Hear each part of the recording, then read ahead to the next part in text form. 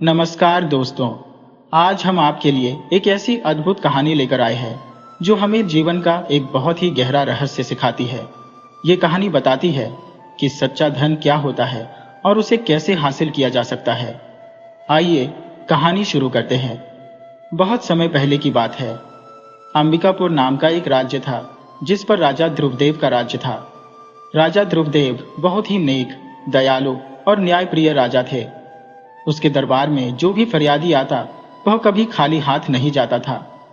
एक दिन की बात है जब राजा ध्रुवदेव ने अपने सेनापति यशपाल को बुलाया।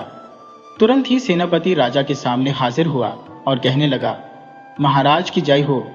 आज आपको अपने सेनापति की याद कैसे आ गई? क्या राज्य पर कोई संकट आ गया है या किसी दूसरे राज्य पर आक्रमण करना है? राजा ने कहा, सेनापति, न तो हमें किसी राज्य पर आक्रमण करना है और न ही हमारे राज्य पर कोई हमला हो रहा है। मैंने तुम्हें यहाँ पर एक बहुत ही जरूरी काम से बुलाया है। सेनापति बोला, तो आज्ञा दीजिए महाराज। राजा ने कहा, सेनापति, तुम्हें अपने कुछ सबसे अच्छे सैनिकों का एक दल बनाना है और फिर किसी को ढूंढने के लिए जाना है।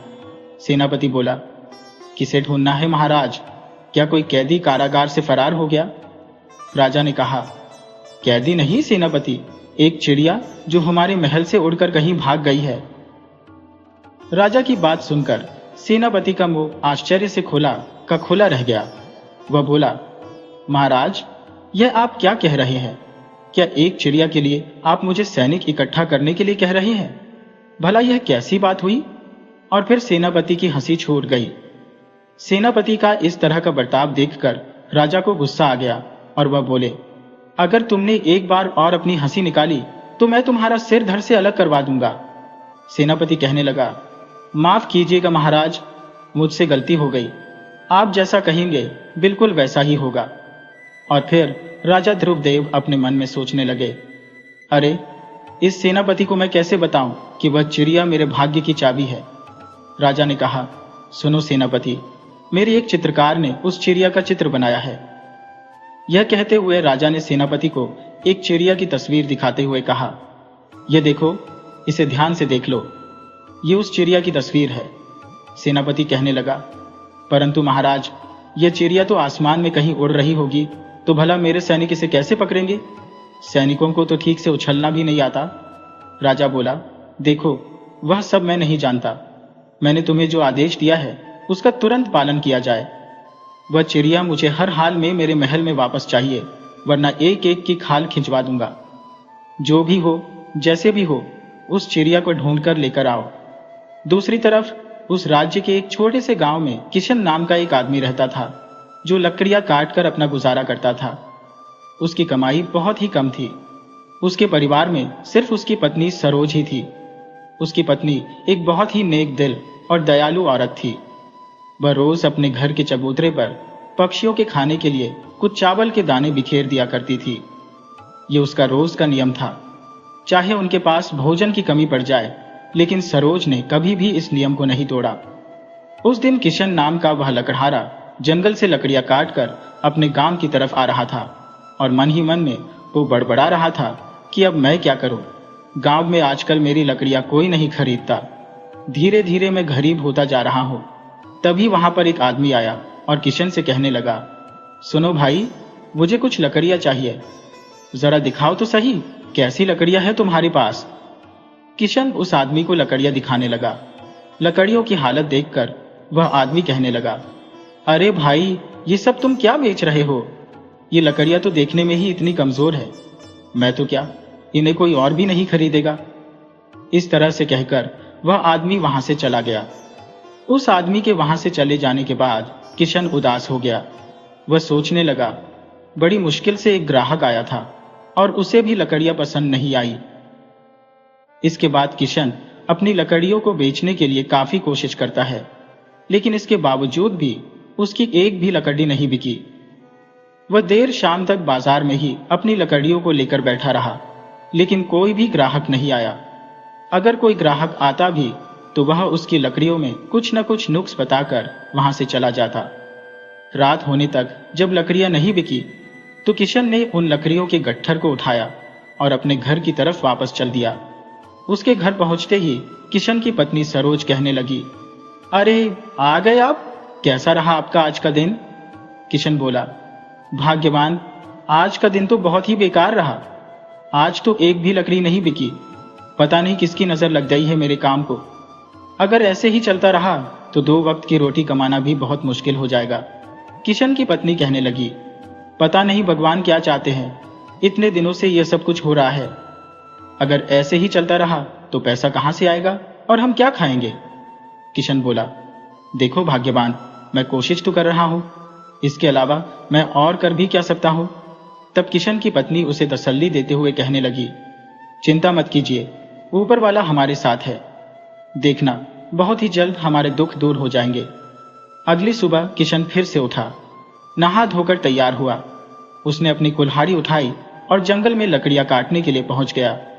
उसे उम्मीद थी कि आज वह चुन चुनकर अच्छी अच्छी लकड़ियां काटेगा, जिससे कि उसकी लकड़ियां बाजार में हाथों हाथ बिक जाएंगी। उसने जंगल में पहुंचकर एक अच्छा सा पेड़ देखा और उसकी लकड़ी काटने के लिए अपनी कुल्हाड़ी चलाने लगा। जब वह लकड़ियां काट रहा था कि तभी एक चिड़िया उसके आसपास आकर उड़ने लगी। वह कभी किशन के सिर पर मंडराती, कभी उसके दाएं बाएं से गुजरती। चिड़िया की इस हरकत से किशन को काम करने में काफी दिक्कत हो रही थी और वह झुंझलाकर कहने लगा, अरे ये चिड़िया कहां से आ गई? वह चिड़िया को डांटते हुए कहने लगा, चल भाग यहां से, मुझे लकड़ियां काटने में बहुत ही दिक्कत हो रही है, चली जा यहां से। किशन ने उस चिड़िया को भगाने की बहुत ही कोशिश की, लेकिन वह चिड़िया वहां से नहीं भागी। जैसे तैसे किशन ने कुछ लकड़ियां काटकर उनका गट्ठर बनाया और अपने सिर पर रखकर गांव की तरफ चल दिया। उसे पूरी उम्मीद थी कि आज उसे कुछ न कुछ कमाई अवश्य हो जाएगी। इधर वह चिड़िया भी उसके पीछे पीछे ही आ रही थी। चिड़िया को अपने पीछे आता हुआ देखकर किशन कहने लगा, अरे यह चिड़िया कब से मेरे पीछे उड़ रही है? इतना बड़ा गांव है और इसे सिर्फ मेरे ही सिर पर मंडराना है। कुछ देर के बाद वह चिड़िया किशन के आसपास दिखाई नहीं दे रही थी। किशन को लगा कि वह चिड़िया अब शायद चली गई है।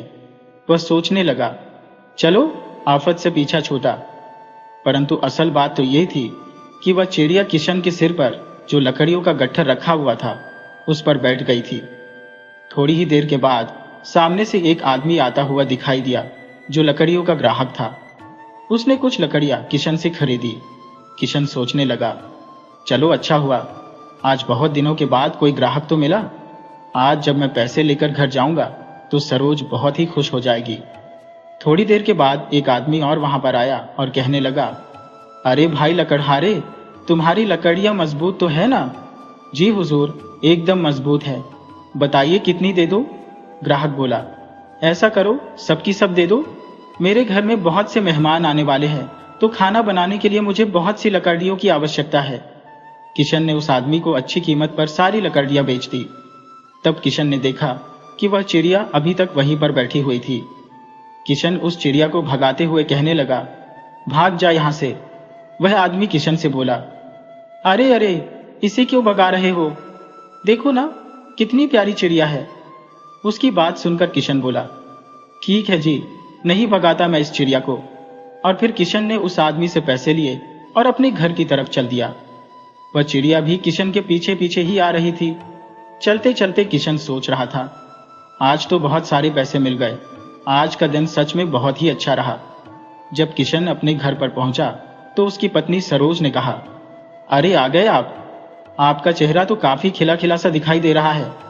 किशन खुश होकर बोला, हाँ सरोज, आज का दिन काफी अच्छा रहा, मेरी सारी की सारी लकड़ियां बिक गईं और अच्छे पैसे भी कमा लिए। सरोज बोली, अरे वाह, फिर तो कमाल हो गया, लगता है आज किस्मत ने आपका साथ दिया है। किशन बोला, हाँ भाग्यवान, तुम सही कहती हो। किशन और सरोज अभी आपस में बातें कर ही रहे थे कि तभी वह चिड़िया उन्हीं के आसपास आकर उड़ने लगी। सरोज बोली, अरे मैं कब से देख रही हूं, यह चिड़िया क्यों हमारे आसपास घूमे जा रही है? तब किशन बोला, हाँ सरोज, मैं भी दिन भर से इसे देख रहा हूं, ये चिड़िया मेरे आसपास ही घूम रही है।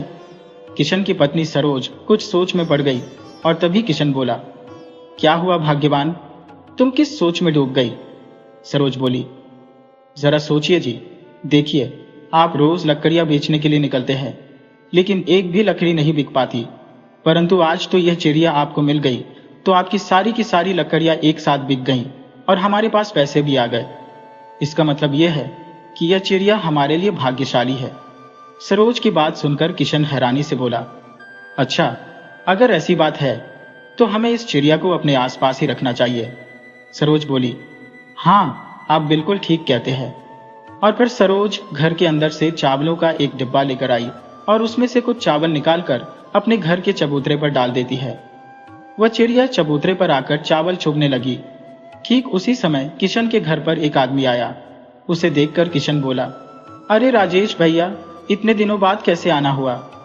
वह आदमी कहने लगा, किशन भाई, मैं तुम्हारे पैसे लौटाने के लिए आया हूं जो मैंने 1 साल पहले तुमसे उधार लिए थे। माफ करना किशन, मुझे पैसे वापस करने में काफी देर हो गई। ये लो अपने पैसे, अब मैं चलता हूं। और तब सरोज कहने लगी, देखिए जी, अब तो मुझे पूरा यकीन हो गया है कि यह चिड़िया सच में हमारे भाग्य की चाबी है। देखा आपने, मैंने तो पहले ही कहा था कि यह चिड़िया हमारे लिए भाग्यशाली है। जो आदमी 1 साल से आपके पैसे नहीं लौटा रहा था, उसने आज आपके पैसे लौटा दिए। ये चमत्कार तो इस चिड़िया के भाग्य से ही हुआ है। किशन और सरोज उस चिड़िया को अपने घर में पालने लगते हैं। दूसरी तरफ सेनापति यशपाल अपने साथ 10 सैनिकों का एक दल बनाता है और उन्हें चिड़िया की तस्वीर दिखाते हुए कहने लगा, सब लोग इस चिड़िया को ध्यान से देख लो, इसे हर जगह तलाश करो। ऐसी चिड़िया जहां भी दिखे उसे पकड़कर पिंजरे में बंद करो और मेरे पास लेकर आओ। अब ध्यान से इस तस्वीर को देख लो और यह पिंजरा अपने साथ रख लो। सेनापति ने हर सैनिक को एक एक पिंजरा दे दिया और फिर सभी सैनिक चिड़िया को ढूंढने के लिए निकल पड़े। इसी तरह से एक सैनिक चिड़िया को ढूंढता ढूंढता किशन के घर के पास पहुंच गया। उसने दूर से देखा कि सरोज आंगन में बैठी हुई चबूतरे पर चिड़िया को दाना डाल रही थी। सैनिक सोचने लगा, अरे, ये तो वही चिड़िया है जिसकी तस्वीर सेनापति जी ने दिखाई थी। वह सैनिक सरोज के पास आया और कहने लगा, सुनिए, मुझे महाराज के सेनापति ने यहां पर भेजा है। मैं इस चिड़िया को ले जाने के लिए आया हूं। सैनिक की बात सुनकर सरोज कुछ परेशान सी हो गई और अपने पति किशन को आवाज लगाते हुए कहने लगी, अरे देखिए जी, ये कोई सैनिक है और ये कहता है कि यह हमारी इस चिड़िया को ले जाने के लिए आया है। ये सुनकर किशन दौड़ता हुआ घर के आंगन में आया और बोला, नहीं, ये कैसे हो सकता है? मैं इस चिड़िया को किसी को भी नहीं दूंगा। तुम अभी के अभी यहां से चले जाओ। जो तुम्हें करना है वह कर लो। मैं इस चिड़िया को तुम्हें नहीं दूंगा। तब वह सैनिक किशन को धमकाते हुए बोला, देखो, हमारे सेनापति ने इस चिड़िया को पकड़ के लाने का आदेश दिया है। तुम चिड़िया को दे दो, वरना तुम्हारे लिए अच्छा नहीं होगा। सैनिक की इस धमकी का किशन पर कोई असर नहीं हुआ। वह सैनिक को ललकारता हुआ बोला, तुम्हें जो भी करना है कर लो, मैं यह चिड़िया तुम्हें नहीं देने वाला। इतना कहकर किशन ने पास में रखी हुई अपनी लाठी को उठा लिया और उस सैनिक के सामने डटकर खड़ा हो गया। सैनिक सोचने लगा, अरे, यह आदमी तो अपनी जिद पर अड़ गया है। मैं तो बिना सेनापति के आदेश के इस पर हमला भी नहीं कर सकता, परंतु यह मुझ पर हमला कर देगा। इसलिए मेरे लिए अभी यहां से निकलना ही ठीक रहेगा। यह सोचकर सैनिक चुपचाप वहां से लौट गया। उसने किशन से झगड़ा मोल लेना ठीक नहीं समझा। इधर सेनापति यशपाल एक पेड़ के नीचे बैठा हुआ अपने आप से कह रहा था, हे भगवान, मेरी भी क्या खराब किस्मत है। मैं एक राज्य का सेनापति होकर भी जंग लड़ने की बजाय एक चिड़िया को ढूंढता फिर रहा हूं, और यह चिड़िया भी न जाने कहां चली गई। इतने सारे सैनिक लगा दिए मैंने उसे ढूंढने के लिए, पर उस चिड़िया का तो पता ही नहीं, मिलने का नाम ही नहीं ले रही। तभी एक सैनिक जो कि किशन के घर से होकर आया था, वह सेनापति के पास आया और बोला, सेनापति जी, मुझे वह चिड़िया मिल गई है। उसकी बात सुनकर सेनापति का चेहरा खिल गया। वह बोला, क्या सच? कहां पर है वो चिड़िया और तुम उसे पकड़कर क्यों नहीं लाए? सैनिक बोला, सेनापति जी, यहां से थोड़ी दूरी पर एक लकड़हारे का घर है, उसी ने उस चिड़िया को पाला हुआ है। मैं तो वह चिड़िया अपने साथ ले ही आता, लेकिन वह आदमी जिद पर अड़ गया। कहने लगा कि वह इस चिड़िया को किसी को नहीं देगा। सेनापति बोला, अरे, ऐसे कैसे नहीं देगा वह चिड़िया? अभी मैं सैनिकों की एक टुकड़ी लेकर उसके घर जाता हूं। चलो मेरे साथ। और फिर सेनापति ने अपने साथ 8-10 सैनिकों को इकट्ठा किया और किशन के घर जा पहुंचा। किशन ने जब देखा कि उसके घर के बाहर कुछ सैनिक इकट्ठा हो गए हैं, तो वह बाहर निकल कर आया। सेनापति ने उससे पूछा, क्या चिड़िया तुम्हारे पास है? किशन बोला, हाँ, वो चिड़िया मेरे पास है। मैं उस चिड़िया को तुम्हें हरगिज नहीं दूंगा। किशन की बात सुनकर सेनापति उसे धमकाते हुए कहने लगा, देखो, मैं सीधी तरह से बोल रहा हूं, वह चिड़िया मुझे दे दो, वरना मेरे साथ जो सैनिक आए हैं ये तुम्हारा बुरा हाल कर देंगे। सेनापति का इतना कहना था कि किशन यह सुनकर जोर जोर से चिल्लाने लगा और कहने लगा, अरे अरे, देखो गांव वालों, ये सैनिक मुझे मारना चाहते हैं, बचाओ, कोई मुझे बचाओ। इस तरह से किशन जोर जोर से शोर मचाने लगा। सेनापति को इस बात की उम्मीद नहीं थी। किशन का शोर सुनकर उसके आसपास के गांव के लोग वहां पर इकट्ठा हो गए। पूछने लगे, क्या हुआ किशन भाई, ऐसा क्या हो गया जो तुम इतना शोर मचा रहे हो? किशन बताने लगा, देखो भाइयों, ये राजा के सैनिक आए हैं और मुझसे मेरी चिड़िया छीन कर ले जाना चाहते हैं। ये चिड़िया मेरी है, मैंने इसको अपने बच्चे की तरह पाला है और ये मेरा बच्चा मुझसे छीनना चाहते हैं। इसी बीच सेनापति कहने लगा, देखो गांव वालों, सब लोग मेरी बात ध्यान से सुनो, ये राजा का आदेश है, मुझे इस चिड़िया को ले जाना ही होगा। गांव वाले बोले, लेकिन आपने सुना नहीं कि किशन क्या कहता है?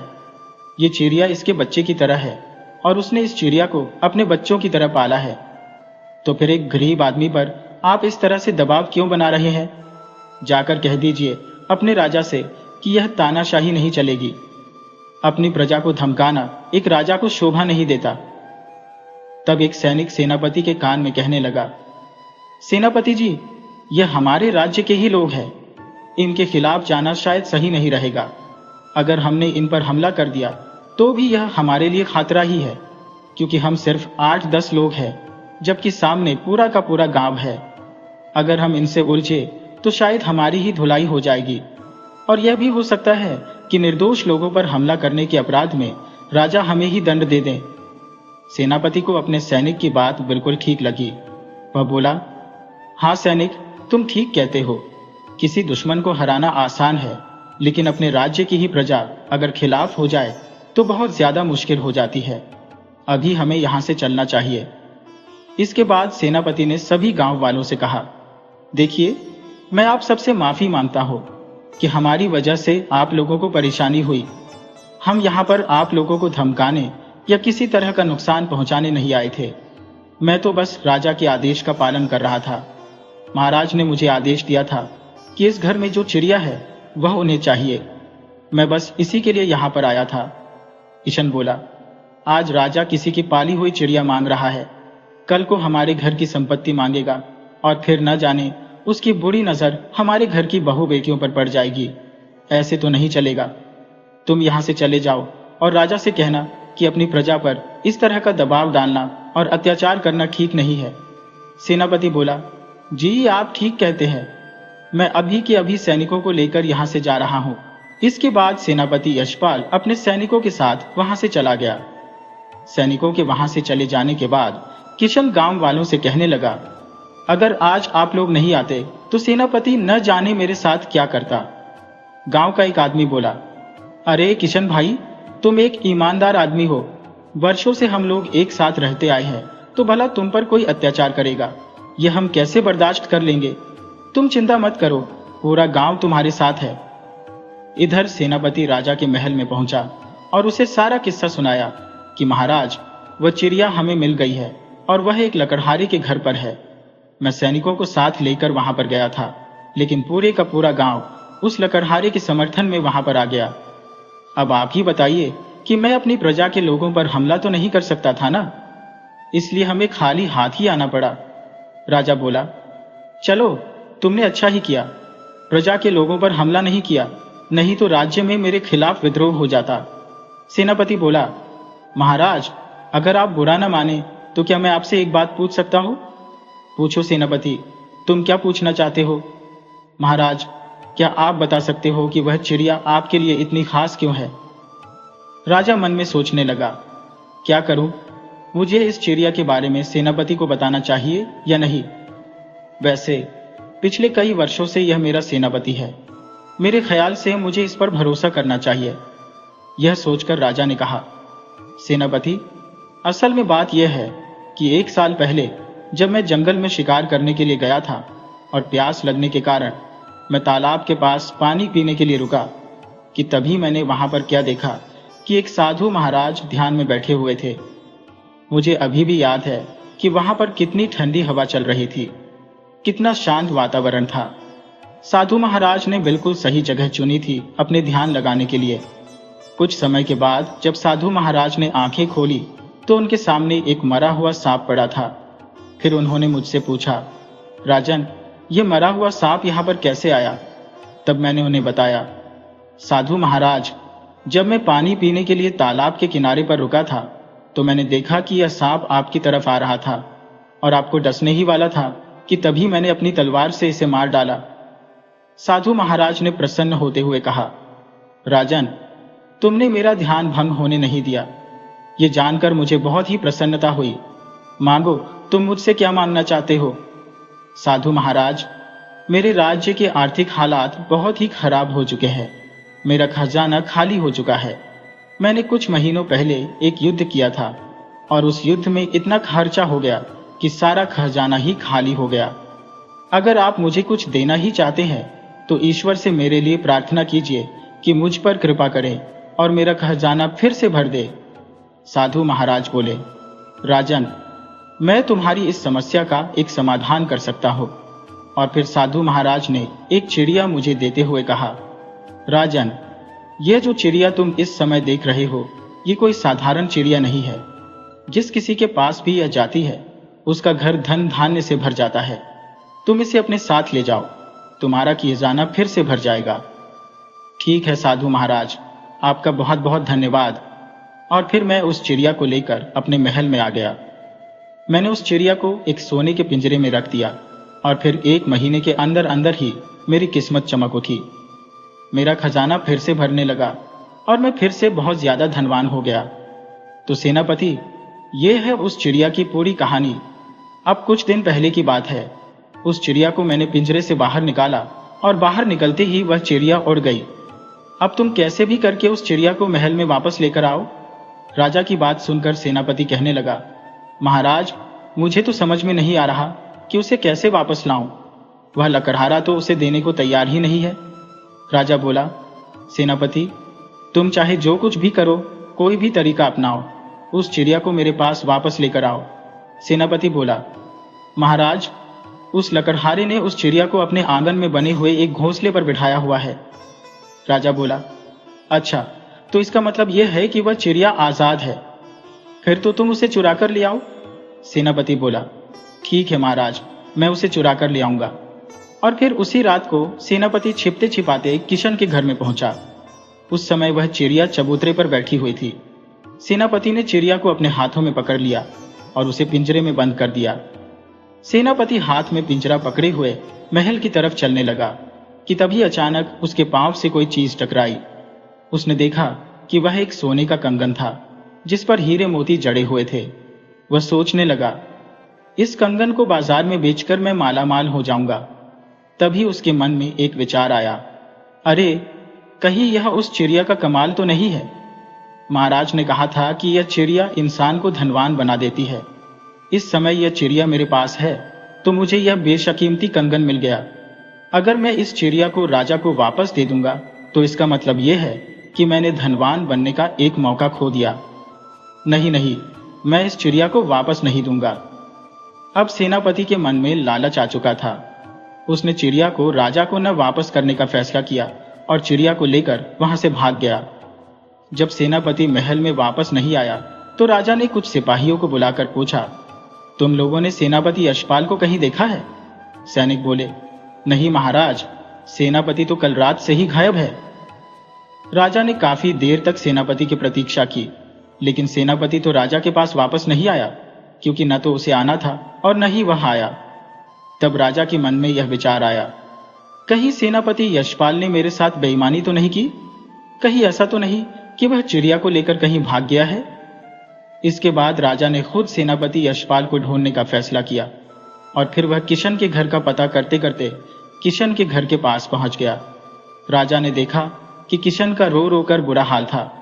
वह कह रहा था, मैंने गलती कर दी जो उस चिड़िया को घोंसले में रख दिया। मुझे उसको खुले में नहीं रखना चाहिए था, घर के अंदर रखना चाहिए था। मेरी प्यारी चिड़िया आज उड़ गई। राजा किशन के घर के पास खड़ा हुआ ये सब कुछ देख रहा था।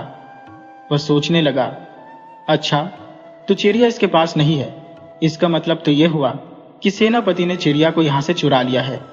लेकिन सेनापति मेरे पास तो आया नहीं, अवश्य ही वह चिड़िया को लेकर कहीं भाग गया है। किस्मत का करना ऐसा हुआ कि वह साधु महाराज जिन्होंने राजा को वह चिड़िया दी थी उसी गांव में भिक्षा मांग रहे थे, और भिक्षा मांगते मांगते वह किशन के घर के पास पहुंच गए और किशन के घर के बाहर भिक्षा मांगने के लिए आवाज लगाने लगे। जब उन्होंने देखा कि घर का मालिक किशन रो रहा है तो वह किशन के पास आए। दूसरी तरफ राजा, जो कि घर के बाहर खड़ा हुआ, यह सब कुछ देख रहा था। साधु महाराज किशन से पूछने लगे, क्या हुआ बेटा, तुम रो क्यों रहे हो? किशन ने साधु महाराज को अपनी सारी कहानी सुनाई कि किस तरह से उसे जंगल में एक चिड़िया मिली थी जिसकी वजह से उसकी किस्मत खुल गई थी, और आज न जाने वह चिड़िया कहां पर चली गई। उसने बताया कि उस भाग्यशाली चिड़िया को पाकर वह बहुत ही खुश था। किशन की बात सुनकर साधु महाराज मुस्कुराने लगे और बोले, वह चिड़िया तो मैंने ही राजा को दी थी। लगता है उस चिड़िया की चंचलता एक बार फिर से जाग गई और वह इस गरीब लकड़हारे के पास आकर रहने लगी थी। ठीक उसी समय राजा भी वहां पर आ गया और साधु महाराज को प्रणाम करते हुए कहने लगा, प्रणाम साधु महाराज। साधु ने राजा को पहचान लिया और बोला, अरे राजन, तुम यहां पर कैसे? राजा ने किशन की तरफ इशारा करते हुए कहा, साधु महाराज, यही तो वह आदमी है जिसने मेरी चिड़िया को मुझसे दूर किया है। मैंने अपने सेनापति से कहा था कि वह उस चिड़िया की तलाश करके उसे मेरे पास लेकर आए, लेकिन वह तो खुद ही चिड़िया को चुरा कर कहीं भाग गया है। तभी साधु महाराज की नजर दूर से आती हुई उस चिड़िया पर पड़ी। वह कहने लगे, देखो, तुम्हारी चिड़िया खुद तुम्हारे पास आ रही है। साधु, किशन और राजा तीनों चिड़िया को अपनी तरफ आते हुए देखने लगे। राजा ने देखा कि उस चिड़िया के पीछे पीछे सेनापति यशपाल भी भागता हुआ आ रहा था। भागते भागते सेनापति ठीक उसी जगह पर आकर पहुंच गया जहां पर वे तीनों खड़े हुए थे। उन्हें देखकर सेनापति चौंक गया और सोचने लगा, अरे बाप रे बाप, चिड़िया के पीछे भागते भागते मैं तो वहीं पर आ गया जहां से मुझे भागना चाहिए था। अब सेनापति राजा की पकड़ में आ चुका था और वह चिड़िया किशन के आंगन में बने हुए चबूतरे पर जाकर बैठ गई। राजा ने सेनापति से पूछा, क्या हुआ सेनापति, तुम भागते भागते यहां पर क्यों आ गए? सेनापति बोला, महाराज, मैंने गलती से वह पिंजरा खुला ही छोड़ दिया था कि अचानक यह चिड़िया निकलकर भागने लगी और इसके पीछे भागता मैं यहां तक आ गया। ये सारा दृश्य देखकर साधु महाराज बोले, क्या कमाल है नियति का, सब कुछ घूम फिर कर वहीं पर आ गया। चिड़िया के सभी मालिक एक जगह पर इकट्ठे हो गए। राजा बोला, साधु महाराज, चिड़िया का मालिक मैं हूं क्योंकि आपने यह चिड़िया मुझे दी थी। किशन कहने लगा, यह चिड़िया मेरी है क्योंकि यह मेरे पास आई थी और मैंने इसे अपने घर में पाला था। तभी सेनापति कहने लगा, चिड़िया मेरी है क्योंकि इसको ढूंढने में मैंने बहुत ही मेहनत की है, इसके लिए मैं दिन रात मारा मारा फिरा हूं। और तब राजा ने साधु से कहा, साधु महाराज, अब आप ही यह फैसला कीजिए कि यह चिड़िया आखिर किसकी है। साधु कुछ देर तक सोचते रहे और फिर कहने लगे, देखो, मैंने इस चिड़िया को राजा को भेंट किया था और यह चिड़िया इस राजा के पास से भाग निकली। फिर यह चिड़िया उड़कर किशन के पास पहुंची और किशन ने इसे खुले में रखा हुआ था। इसके बावजूद भी यह चिड़िया यहां से नहीं भागी क्योंकि यहां पर इसे आजादी का अनुभव हो रहा था। इसके बाद सेनापति यशपाल ने इसे चुरा लिया, लेकिन वह चिड़िया इसके पास से भी भागकर वापस किशन के पास आ गई। सेनापति और राजा, तुम दोनों ने चिड़िया को पिंजरे में बंद रखा था, जबकि किशन ने इसे आंगन में घोंसला बनाकर रहने दिया। किशन ही इस चिड़िया का ठीक से पालन पोषण कर सकता है, इसलिए किशन ही इसका असली मालिक है। चिड़िया भी इसी के पास खुश रहेगी। साधु महाराज की बात सुनकर राजा कहता है, परंतु साधु महाराज, ये चिड़िया तो आपने मुझे दी थी। साधु बोले, राजन, चिड़िया आपके पास बहुत समय तक रही है। इसके भाग्य से आपको बहुत ही धन प्राप्त हुआ है और अब आपके खजाने भर चुके हैं। लेकिन किशन अब भी गरीब है और इस चिड़िया के भाग्य की इसे बहुत अधिक आवश्यकता है। राजा ने हाथ जोड़कर कहा, जी साधु महाराज, मैं आपके कहने का मतलब समझ गया हूं। साधु महाराज ने आगे कहा, देखो राजन, यह चिड़िया धन का प्रतीक है। जिस प्रकार से आपने इस चिड़िया को पिंजरे में बंद कर रखा था और यह पिंजरे से भाग गई, इसी प्रकार से धन की भी यही प्रकृति होती है। आप उसे जितना इकट्ठा करेंगे, उसका जितना संग्रह करते जाएंगे, जितना उसके पीछे भागते जाएंगे, धन आपसे दूर भागता जाएगा। लेकिन अगर किशन को देखा जाए तो उसने चिड़िया को पिंजरे में बंद नहीं किया, बल्कि खुले में रखा। कि किसी तरह से धन का संग्रह करने की बजाय अगर हम उसे दूसरों की भलाई के लिए खर्च करेंगे तो वह दिन प्रतिदिन बढ़ता ही जाएगा। मेरे ख्याल से अब आपको भी धन के इस रहस्य के बारे में समझ में आ गई होगी। राजा ने कहा, जी साधु महाराज, आपके ज्ञान ने मेरी आंखें खोल दी।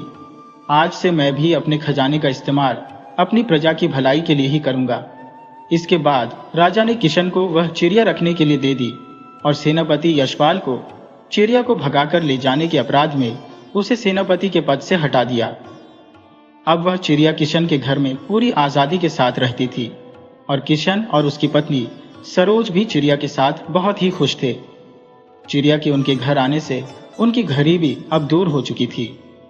दोस्तों, यह कहानी हमें बताती है कि सच्ची दौलत धन का संग्रह करना नहीं, बल्कि उसे नेक कामों में इस्तेमाल करना है। जब हम अपनी नेकी को आज़ाद छोड़ देते हैं, तभी हमारे भाग्य के दरवाजे खुलते हैं। तो वीडियो को लाइक कीजिए, शेयर कीजिए और केटीवी स्टोरी चैनल को सब्सक्राइब करना बिल्कुल मत भूलिएगा।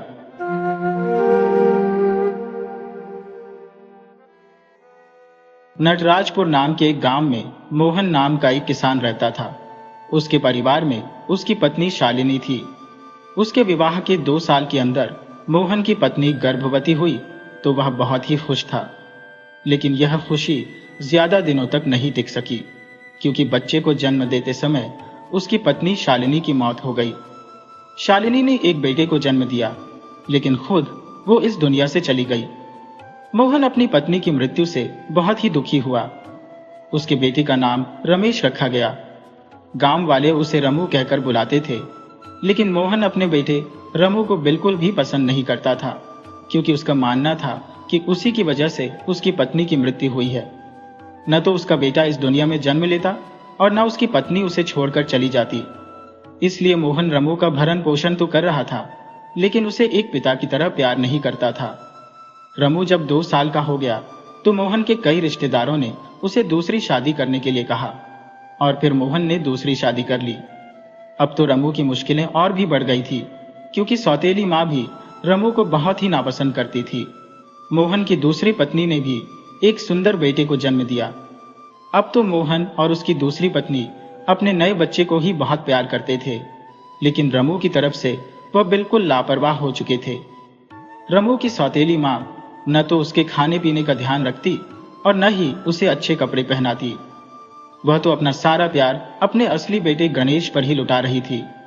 बेचारा रमू हमेशा अपने माता पिता के प्यार के लिए तरसता रह गया। धीरे धीरे समय बीता और दोनों लड़के अब जवान हो चुके थे। एक दिन रमू बड़े उदास मन से एक पेड़ के नीचे बैठा हुआ था कि तभी गांव का मुखिया उसके पास आया और बोला, क्या बात है रमू, आज फिर से इस पेड़ के नीचे उदास क्यों बैठे हुए हो? क्या घर वालों से कोई झगड़ा हो गया? मुखिया की बात सुनकर उदास रमू कहने लगा, अब मैं क्या बताऊं मुखिया जी, आप तो जानते हैं कि मुझे जन्म देते ही मेरी माँ चल बसी थी और माँ के गुजरने के बाद पिताजी ने दूसरी शादी कर ली थी, मगर दूसरी माँ ने मुझे कभी अपना बेटा समझा ही नहीं।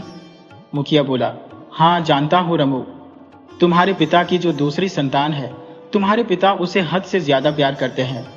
रमू बोला, मुखिया जी, कभी कभी तो मेरा मन करता है कि मैं गांव छोड़कर कहीं दूर चला जाऊं। मुखिया रमू को समझाते हुए कहने लगा, देखो बेटा, ऐसी गलती कभी भूल कर भी मत करना। यही तो तुम्हारी सौतेली माँ और सौतेला भाई चाहते हैं कि तुम गांव छोड़कर कहीं दूर चले जाओ और उनके रास्ते का कांटा हमेशा के लिए साफ हो जाए। उन दोनों ने तुम्हारे पिता की आंखों पर विश्वास की झूठी पट्टी बांध रखी है, समझे? रमू ने कहा, लेकिन मुखिया जी, आप तो जानते हैं कि पिताजी मुझे बिल्कुल भी पसंद नहीं करते। अब आप ही बताइए मैं क्या करूं? मुखिया बोला, बेटा, मन छोटा मत करो। तुम्हें तो ईश्वर की तरफ से एक वरदान मिला हुआ है, और वह है अच्छाई का वरदान। इस तरह का वरदान तो तकदीर वालों को ही मिलता है। बेटा, तुम चिंता मत करो, तुम्हारे दिन जरूर बदलेंगे। इस तरह से मुखिया ने रमू को समझाया बुझाया और उसका हौसला बढ़ाया, और फिर वहां से चला गया। रमू भी मुस्कुराता हुआ अपने घर की तरफ चलने लगा। अभी वह कुछ दूर ही गया था कि तभी उसकी नजर एक साधु पर पड़ी, जो पेड़ के नीचे बैठा हुआ था और वह कर्रा रहा था। दर्द उसके चेहरे पर साफ दिखाई दे रहा था। रमू साधु महाराज के पास गया और बोला, क्या हुआ साधु महाराज, आपको कुछ तकलीफ है? आपके चेहरे पर दर्द साफ साफ दिखाई दे रहा है। साधु ने कहा, बेटा, कुछ दिनों से मेरे पैर में बहुत ही ज्यादा तकलीफ है, और इस समय मुझे बहुत ही प्यास लग रही है, मगर तालाब यहां से काफी दूर है। ये सुनकर रमू बोला, आप चिंता मत कीजिए साधु महाराज, अगर आपको प्यास लगी है तो मैं आपको पानी पिलाता हूं। इतना कहकर रमू साधु के लिए पानी लेने के लिए चला गया। कुछ देर के बाद वह एक मटके में पानी लेकर आया और उसने साधु को पानी पिलाया। इसके बाद रमू ने कहा, साधु महाराज, यदि आप चाहें तो मैं आपको सहारा देकर आपकी कुटिया तक पहुंचा सकता हूं। और फिर रमू ने साधु महाराज को उनकी कुटिया तक पहुंचने में सहायता की। वहां पहुंचकर साधु महाराज ने कहा, बेटा, मैं पिछले कई घंटों से उस पेड़ के नीचे बैठा हुआ था, मगर किसी ने मेरी तकलीफ को नहीं देखा। तुम पहले इंसान थे जिसने मेरी तकलीफ को देखा और इतनी दूर से मुझे पानी लाकर पिलाया, और साथ ही तुमने मुझे मेरे आश्रम तक छोड़ा। भगवान तुम्हारा भला करेगा, निश्चित ही तुम्हारा समय जरूर बदलेगा। साधु की बातें सुनकर रमू मुस्कुराया और कहा, साधु महाराज, अब मुझे आज्ञा दीजिए, मैं अपने घर को चलता हूं। इसके बाद रमू अपने घर आ गया। घर पहुंचते ही उसकी सौतेली मां उस पर बरस पड़ी। कहने लगी, कहाँ घूम रहा है रमू, सारा दिन हो गया, तुझे कोई काम काज नहीं करना? क्या बस बैठे बैठे खाते ही रहोगे और सारा दिन आवारगर्दी करोगे? अरे मेरे बेटे गणेश से कुछ सीखो, वह अपने पिता के साथ काम में हाथ बटाता है, खेतों में बराबर हल चलाता है। ऐसे कटु वचन सुनकर रमू कहने लगा, वह खेतों में हल इसलिए चलाता है क्योंकि पिताजी उसे अपने हल से काम करने की इजाजत देते हैं, लेकिन जब मेरी बात आती है तो पिताजी मुझे खेतों में देखना भी पसंद नहीं करते। वे सोचते हैं कि मैं इस काम के लिए बना ही नहीं हूं, या शायद उन्हें लगता है कि मैं उतनी मेहनत नहीं कर पाऊंगा जितनी वह चाहते हैं। हर बार जब मैं खेतों की तरफ बढ़ता हूं तो उनके चेहरे पर एक नाराजगी दिखने लगती है। उसकी सौतेली मां बोली, हाँ हाँ, मैं जानती हूं कि तुम्हारे पिता की नाराजगी को तुम महसूस करते हो, लेकिन शायद तू अभी तक यह नहीं समझ पाया कि वह ऐसा क्यों करते हैं। वह तो तुझे हमेशा मनहूस समझते हैं, क्योंकि जिस दिन तू पैदा हुआ था ना, उसी दिन तूने अपनी मां को खा लिया था। उनके दिल में इस बात की गहरी चोट है, और हर बार जब वह तुझे देखते हैं तो उन्हें उस दिन का दर्द याद आ जाता है। अपनी सौतेली मां की जबान से यह सारी बातें सुनकर रमू झुंझला गया और बोला, बस करो मां, अब इससे आगे और कुछ मत कहना, मैं कुछ और नहीं सुनना चाहता। उसकी सौतेली मां झिड़कती हुई बोली, खबरदार, जो तूने मुझे मां कहा, मैं कोई तेरी मां नहीं हूं, मैं तो सिर्फ गणेश की मां हूं। अब तो रमू को भी गुस्सा आ गया था। वह बोला, ठीक है, मैं जा रहा हूं, आज तो मैं पिताजी से इस बारे में बात करके ही रहूंगा। इतना बोलकर रमू गुस्से में पैर पटकता हुआ अपने पिता के खेतों में चला गया, जहां पर उसके पिता अपने बेटे गणेश के साथ काम कर रहे थे। रमू गुस्से से अपने पिता से बोला, पिताजी, आज आपको मुझे बताना ही होगा कि आखिर मेरी गलती क्या है। आप हमेशा गणेश की तरह मुझे प्यार क्यों नहीं करते? आप गणेश की तरह मुझे खेतों में काम क्यों नहीं करने देते? उसके पिता कहने लगे, रमू, तुम्हारी परवरिश करना मेरी मजबूरी थी। तुमने तो पैदा होते ही मेरी पत्नी को मुझसे छीन लिया था। तुम्हारे जैसे मनहूस को मैं अपने मुंह नहीं लगाना चाहता। अभी यह सब बातें चल ही रही थी कि तभी वहां पर वह साधु महाराज आ पहुंचे, जिसकी कुछ देर पहले रमू ने सहायता की थी। साधु महाराज मोहन से कहने लगे, जिस बेटे को तुम मनहूस बता रहे हो ना, यह तो बहुत ही किस्मत वाला है। मोहन बोला, किस्मत वाला? भला यह कैसे संभव है? साधु ने कहा, वह तो तुम्हें समय आने पर पता चल ही जाएगा। साधु की ऐसी बातें सुनकर मोहन के बगल में खड़ा हुआ उसका बेटा गणेश रमू का मजाक उड़ाते हुए बोला, आप ये कैसी बातें करते हैं साधु बाबा? किस्मत वाला और यह, अरे जो पैदा होते ही अपनी मां को खा गया और इस उम्र में भी वह अपने माता पिता पर बोझ बनकर बैठा हुआ है, भला वह किस्मत वाला कैसे हो सकता है? सौतेले भाई की जबान से अपने लिए ऐसे कटु वचन सुनकर रमू की आंखों में आंसू आ गए। तब साधु बाबा रमू को समझाते हुए बोले, बेटा, दिल छोटा करने की आवश्यकता नहीं है। जो लोग आज तुम्हारा मजाक उड़ा रहे हैं वही लोग भविष्य में तुम्हारी प्रशंसा के पुल बांधेंगे। बस तुम्हें हौसला कायम रखना है और किसी भी कीमत पर हिम्मत नहीं हारनी। तुम्हारा समय जल्दी ही बदलेगा। इतना कहकर साधु महाराज वहां से चले गए। समय अपनी रफ्तार से चला। कुछ दिनों के बाद एक सैनिक नटराजपुर के गांव में आकर सभी गांव वालों को इकट्ठा करके बोला, महाराज धीरेंद्र ने अपनी बेटी का स्वयंवर रचा है और उस स्वयंवर में कोई राजा महाराजा या राजकुमार नहीं बल्कि आम प्रजा के नागरिक हिस्सा लेंगे। स्वयंवर की प्रतियोगिता में एक बहुत ही भारी तलवार रखी जाएगी। जो भी नौजवान उस तलवार को उठाने में कामयाब होगा, राजकुमारी का विवाह उससे किया जाएगा और इस तरह से भविष्य का नटराजपुर का राजा उसे घोषित कर दिया जाएगा। इतना कहकर सैनिक वहां से चला गया। सारे गांव में खुशी की लहर दौड़ गई। मोहन की दूसरी पत्नी यानी रमू की सौतेली मां कमला अपने बेटे गणेश से कहने लगी, बेटा, तुम अपने पिता के साथ खेतों में हल चलाते हो और कड़ी धूप में पसीना बहाकर अनाज उगाते हो। मुझे विश्वास है कि तुम्हारे हाथों में इतनी शक्ति है कि तुम उस तलवार को आसानी से उठा लोगे। गणेश बोला, हाँ मां, मैं भी यही सोचता हूं कि मैं उस तलवार को जरूर उठा लूंगा और मुझे स्वयंवर में हिस्सा लेना चाहिए। तभी मोहन वहां पर आया और मुस्कुराते हुए गणेश से बोला, बेटा, मुझे पूरा विश्वास है कि तुम मेरा नाम जरूर रोशन करोगे। हाँ पिताजी, आप दोनों का आशीर्वाद मेरे सिर पर रहेगा तो मैं यह प्रतियोगिता अवश्य जीत लूंगा। ठीक उसी समय मोहन ने देखा कि उसका बेटा रमू भी कहीं पर जाने की तैयारी कर रहा था। वह अपने बेटे रमू से बोला, तुम इस समय कहां जाने की तैयारी कर रहे हो रमू? रमू बोला, पिताजी, मैं भी स्वयंवर में हिस्सा लेने के लिए जा रहा हूं। मुझे भी स्वयंवर में हिस्सा लेने का पूरा अधिकार है। मोहन ने कहा, तुम स्वयंवर में हिस्सा नहीं लोगे? लेकिन पिताजी, क्यों? तब रमू की सौतेली मां बोली, क्योंकि मैं नहीं चाहती कि तुम स्वयंवर में हिस्सा लो। यह मेरा आदेश है। रमू बोला, अगर आप एक मां की तरह मुझे आदेश देती और मुझे अपना बेटा मानती तो मैं भगवान की कसम खा के कहता हूं कि मैं आपके आदेश को कभी नहीं ठुकराता। तब रमू के पिता कहने लगे, तुम अपनी मां का आदेश मानो या न मानो, लेकिन कम से कम मेरा आदेश तो तुम मान ही सकते हो। मैं चाहता हूं कि मेरा बेटा गणेश ही उस स्वयंवर में हिस्सा ले और वही राजकुमारी का पति बने। तब रमू निराश होकर कहने लगा, ठीक है पिताजी, मैंने आज तक आपकी कोई बात नहीं टाली। अगर आपकी यही मंशा है तो मैं स्वयंवर में हिस्सा नहीं लूंगा। इतना कहकर रमू उदास मन से घर से बाहर निकल गया, जबकि उसका सौतेला भाई गणेश तैयार होकर सीधे राजमहल में जा पहुंचा। राजमहल के अंदर नटराजपुर राज्य के कुछ और भी वीर नौजवान खड़े थे। सच में वहां पर कोई राजा, राजकुमार या महाराजा नहीं था, बल्कि सभी साधारण से नौजवान थे।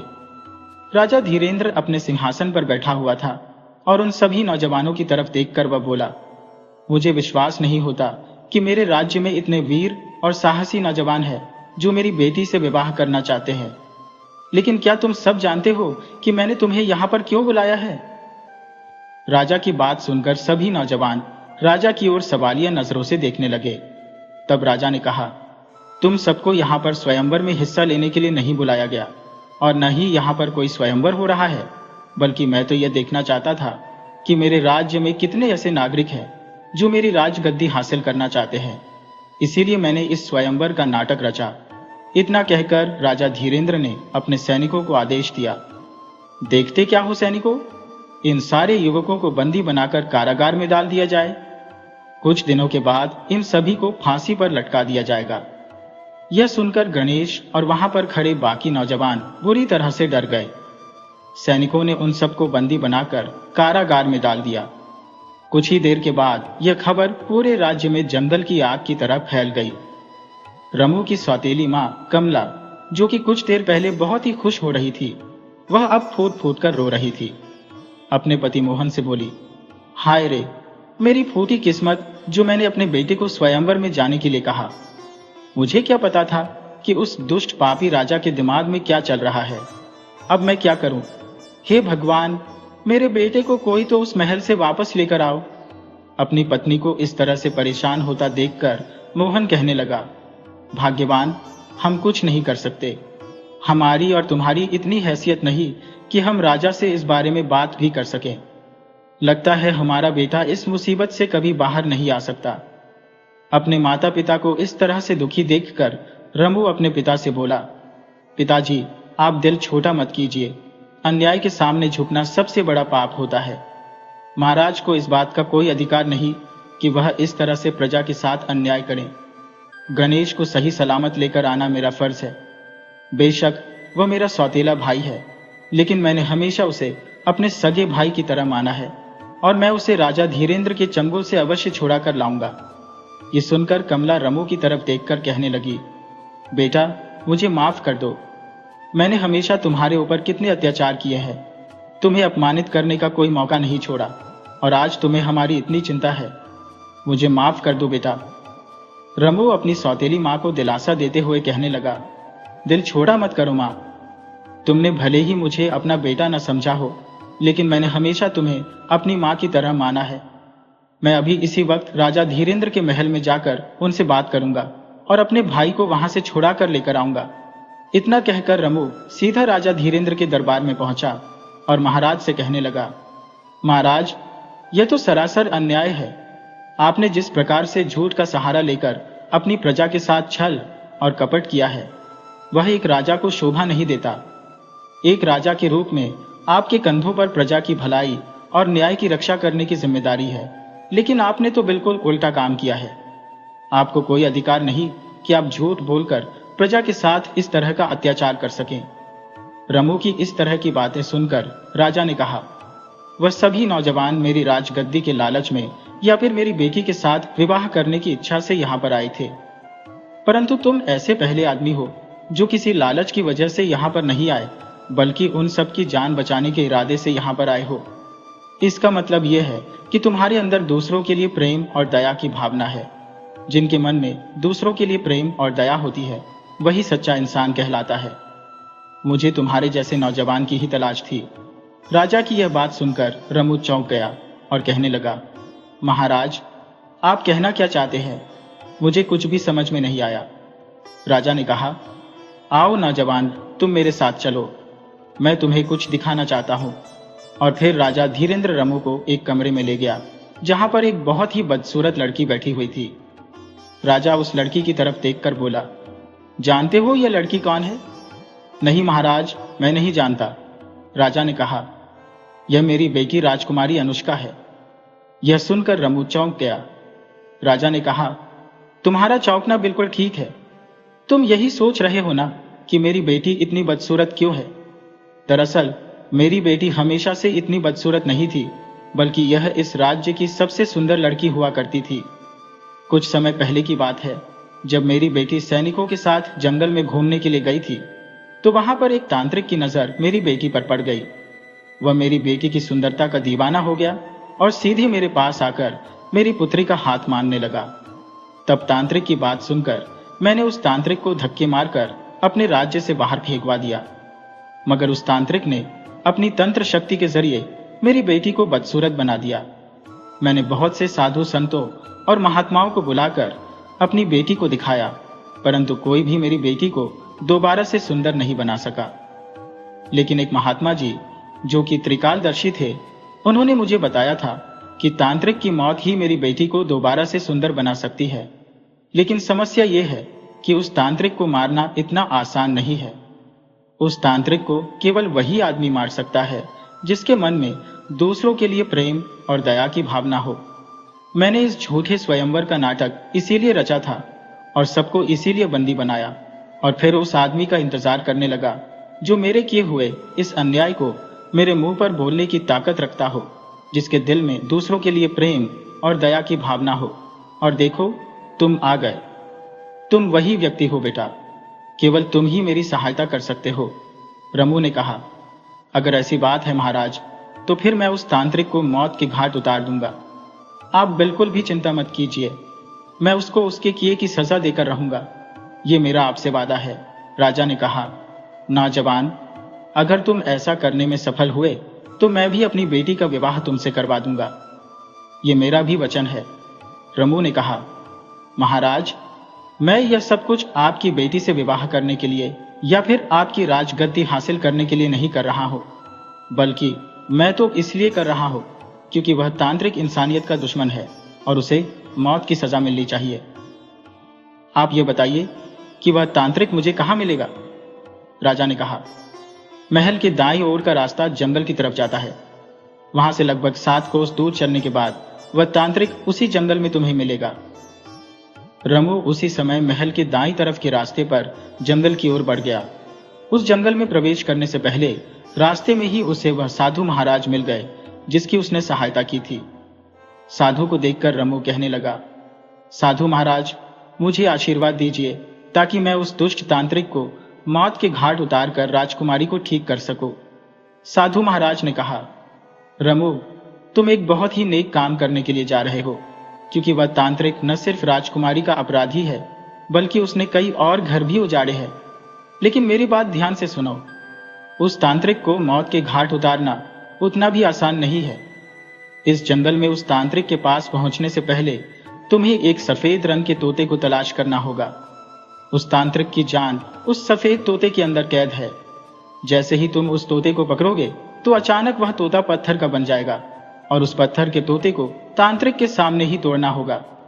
इतना कहकर साधु महाराज वहां से चले गए। रमू उस सफेद तोते की तलाश में जंगल में घूमने लगा। कुछ देर के बाद रमू को वो सफेद तोता एक पेड़ पर बैठा हुआ मिल गया। रमू ने बड़ी ही चालाकी से उस सफेद तोते को पकड़ लिया। अगले ही पल वो सफेद तोता पत्थर का बन गया। रमू वो पत्थर का तोता लेकर सीधे जंगल में उस तांत्रिक को खोजने में लग गया। अब भी कुछ ही देर हुई थी कि रमू की नजर एक पेड़ के नीचे बैठे हुए तांत्रिक पर पड़ी। रमू को देखकर वह तांत्रिक गुस्से में बोला, कौन है तू और यहां पर क्यों आया है? रमू ने कहा, मैं तुम्हें मौत के घाट उतारने के लिए आया हूं। तांत्रिक बोला, मूर्ख नौजवान, मुझे मारना बच्चों का काम नहीं है। रमू ने जवाब देते हुए कहा, लेकिन मेरे लिए यह काम बच्चों से भी ज्यादा आसान है। इतना कहकर रमू ने वह पत्थर का तोता तांत्रिक को दिखाया और बोला, इस तोते को तो तुम जानते हो? तोते को देखकर तांत्रिक की आंखों में डर साफ दिखाई देने लगा। वह सोचने लगा, यह तोता, यह इसे कहां से मिल गया? मुझे कैसे भी करके यह तोता इससे वापस लेना होगा। तांत्रिक बोला, अगर तू इस तोते को मुझे वापस दे दे तो मैं तुझे बदले में इतना धन दूंगा कि तुझे सारी जिंदगी कोई परेशानी नहीं होगी। तू राजा बनकर राज करेगा। रमू ने कहा, इस तोते को तो मैं तुझे किसी भी हालत में नहीं दूंगा। तूने बहुत से पाप किए हैं और आज तेरे पापों का घड़ा भर गया है। और उसके बाद रमू ने तांत्रिक की कोई और बात नहीं सुनी और उस पत्थर के तोते को जमीन पर पटक कर तोड़ दिया। ऐसा करते ही अचानक तांत्रिक के शरीर में आग लग गई और वह जलकर राख हो गया। इधर तांत्रिक जलकर राख हुआ तो उधर महल में राजकुमारी अनुष्का अपने पहले वाले सुंदर रूप में आ गई। कुछ देर बाद रमू राजा धीरेंद्र के सामने महल में था। राजा ने कहा, रमू, तुमने तो वह काम कर दिखाया जिसे करने की हिम्मत और ताकत किसी के पास नहीं थी, यहां तक कि मेरे पास भी नहीं थी। रमू ने कहा, महाराज, यह तो मेरा कर्तव्य था। बस मेरी आपसे यह विनती है कि आपने जितने भी युवकों को अपने स्वयंवर में आने के कारण मौत की सजा सुना दी थी, आप उन सबको रिहा कर दीजिए। राजा ने कहा, हाँ हाँ रमू, जैसा कि मैंने वादा किया था, मैं उन सभी युवकों को छोड़ दूंगा, लेकिन सबसे पहले तुम्हें मेरी पुत्री के साथ विवाह करना होगा और तुम ही मेरे उत्तराधिकारी बनोगे। इसके साथ ही राजा के आदेश पर सभी युवकों को कारागार से रिहा कर दिया गया, जिनमें रमू का सौतेला भाई गणेश भी था। कारागार से बाहर आकर गणेश अपने भाई रमू के गले से लग गया और कहने लगा, भैया, मुझे माफ कर दो। मैं आज तक हमेशा आपको गलत समझता रहा और मैंने आपका अपमान किया। रमू ने कहा, अब पुरानी बातों को भूल जाओ मेरे भाई, आज से हम दोनों एक नए जीवन की शुरुआत करेंगे।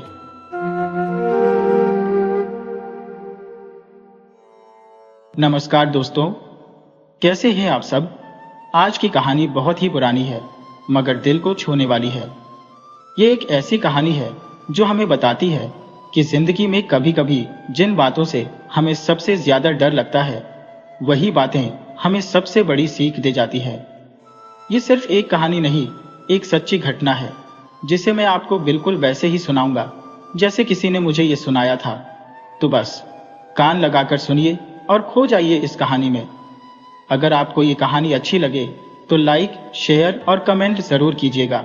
और हाँ, नए दोस्त चैनल को सब्सक्राइब करना मत भूलना, इससे हमें और अच्छी कहानियां लाने की प्रेरणा मिलती है।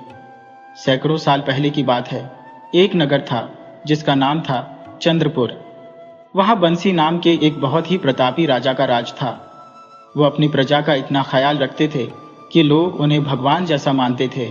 राजा की एक रानी भी थी जिनका नाम था कमलावती।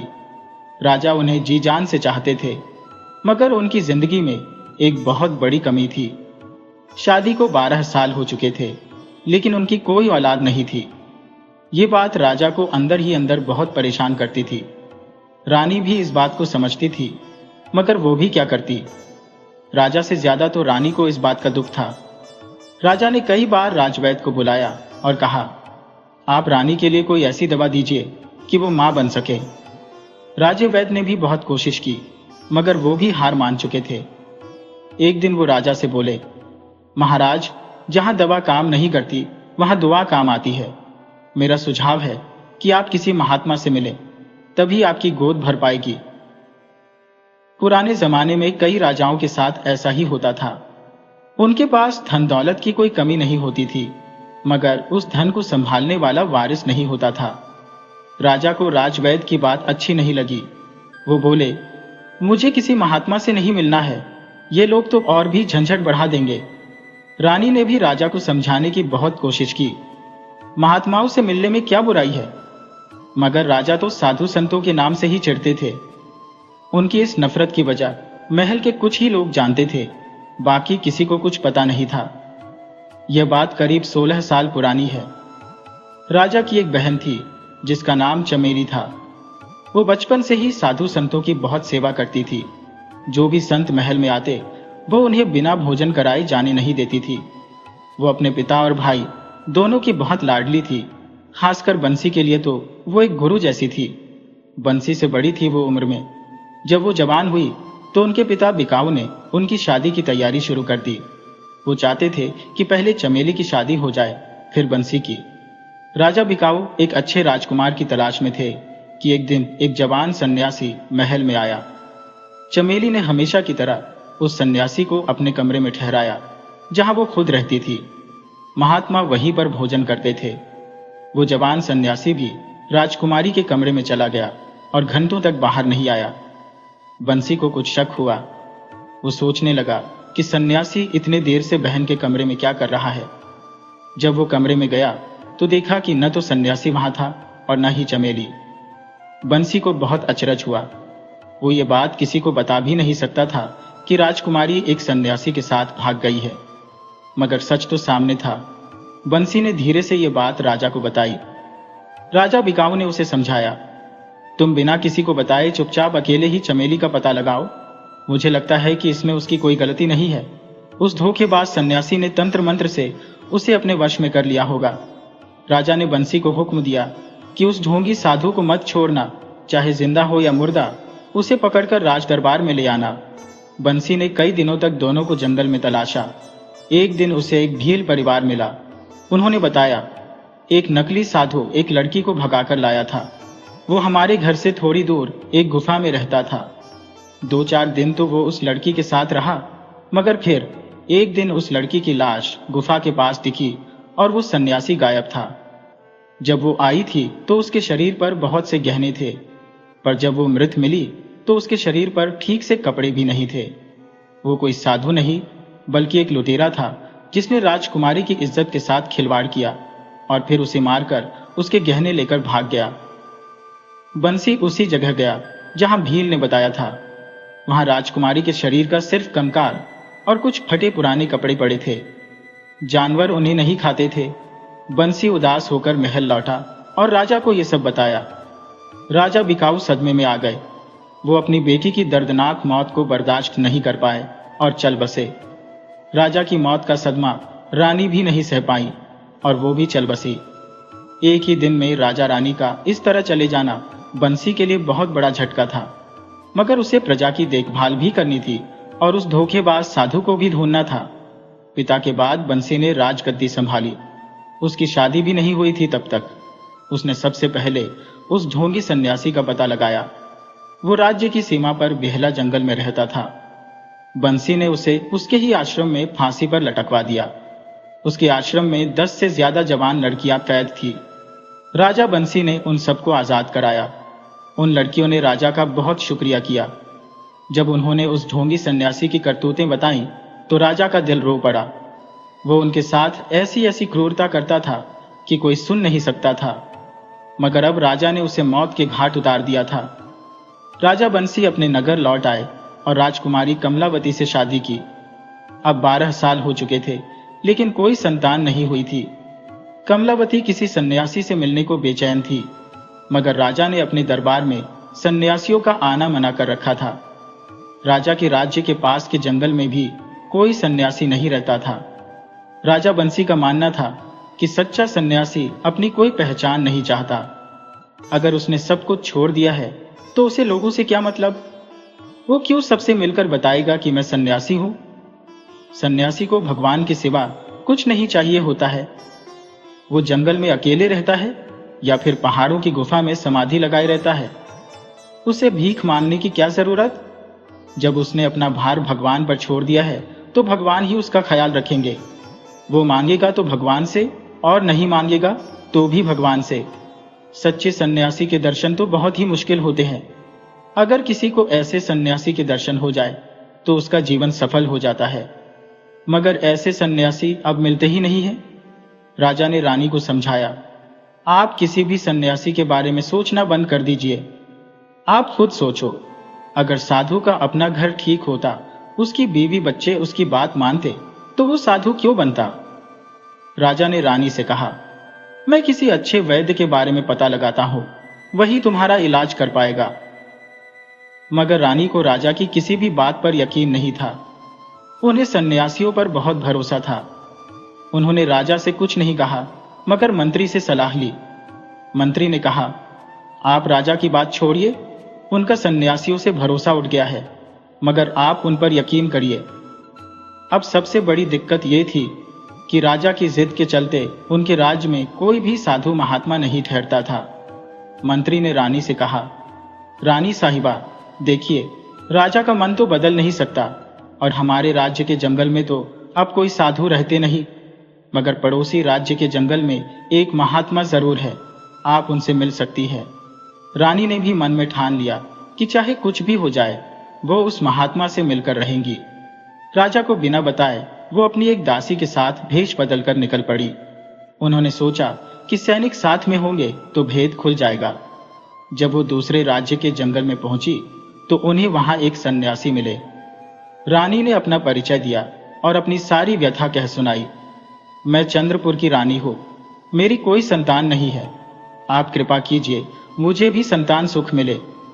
महात्मा ने रानी की बात सुनी और कहा, पहले संतान की बात छोड़ो, तुम जितनी जल्दी हो सके इस जंगल से चली जाओ। अगर जिंदगी रही तो फिर कभी मिलना। इस समय तो तुम्हारी जान पर बनी है, तुम्हें राजमहल से बाहर निकलना ही नहीं चाहिए था। रानी वहां से जाना नहीं चाहती थी, वो महात्मा के पास ही बैठी रही। यह देखकर महात्मा बहुत गुस्सा हो गए और बोले, जल्दी जाओ यहां से, तुम्हारी जान खतरे में है। रानी अपनी दासी के साथ वहां से चल दी। अभी वो महात्मा के आश्रम से थोड़ी ही दूर गई थी कि अचानक एक पेड़ की मोटी डाली टूटकर उनके ऊपर गिर पड़ी। चोट इतनी भयानक थी कि रानी वहीं पर दम तोड़ गई। दासी किसी तरह बच गई। वो दौड़कर महल में वापस आई और राजा को रानी की मौत की खबर दी। ये सुनकर राजा हैरान रह गए कि रानी महल से इतनी दूर कैसे चली गई। ये सच ही है कि जिसका मरण जहां लिखा होता है वो वहां पहुंच ही जाता है। रानी के चले जाने का गम राजा को बहुत हुआ। उन्होंने अपने माता पिता को खोया था, तब भी वो इतने दुखी नहीं हुए थे।